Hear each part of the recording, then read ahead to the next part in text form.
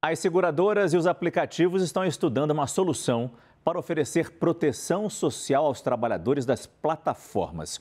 A proposta prevê benefícios semelhantes aos já existentes para quem tem carteira assinada. Fernando Nakagawa está aqui trazendo os detalhes. Agora, Naka, primeiro detalhe, né? Quando a gente fala plataforma, antigamente era plataforma de petróleo, né? De uns anos para cá que surgiram outras plataformas, especialmente quando a gente trabalha, para quem trabalha com aplicativo de entrega, esses entregadores que a gente tanto vê circulando pela rua e que precisam de proteção. Nesse caso, a proteção não viria do INSS. Pois é, essa é a proposta, Márcio, interessante que está sendo discutida especialmente pelo setor privado entre seguradoras e os próprios aplicativos.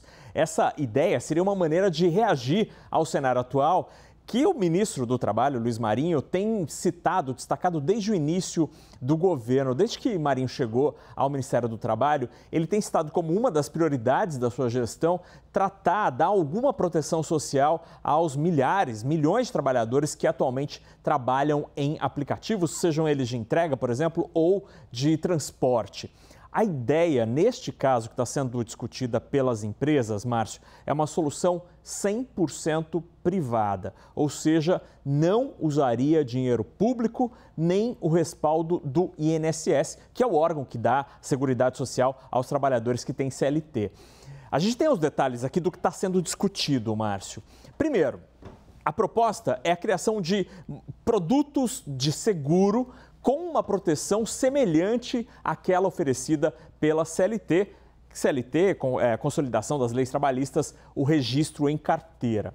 Que tipo de proteção seria essa? Por exemplo, em casos de acidente do trabalhador, da trabalhadora, perda de renda ou mesmo, se o pacote for grande, até mesmo previdência estaria nesta solução. Seria uma solução sempre 100% privada, por quê? Porque envolveria, de um lado, as plataformas como Uber, 99, iFood, do outro lado, as seguradoras e também os trabalhadores. Não necessariamente passaria pelo governo, mas o governo está conversando com estas partes, Márcio. Atualmente, esta discussão está entre a Confederação Nacional das Seguradoras, CNSEG, os aplicativos, além do governo que está fazendo a interface com os trabalhadores. Seria uma maneira de proteger esses trabalhadores que hoje, quando um carro quebra ou um entregador, por exemplo, tem a perna quebrada, ele fica absolutamente desassistido, sem renda, se por acaso ele não pagar, por exemplo, o valor mínimo ao INSS.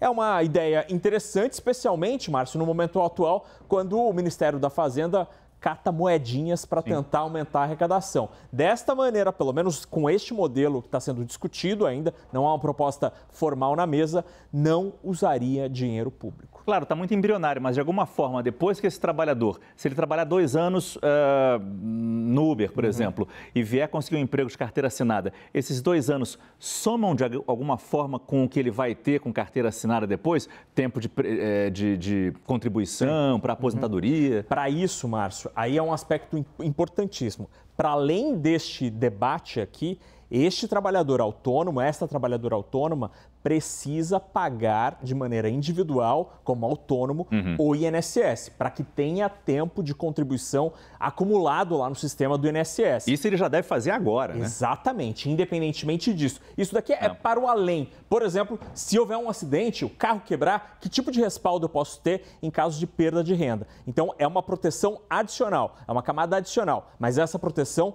deveria começar com o pagamento ao INSS pelo trabalhador de forma individual, de forma autônoma. Excelente dica. Obrigado, Fernando Nakagawa.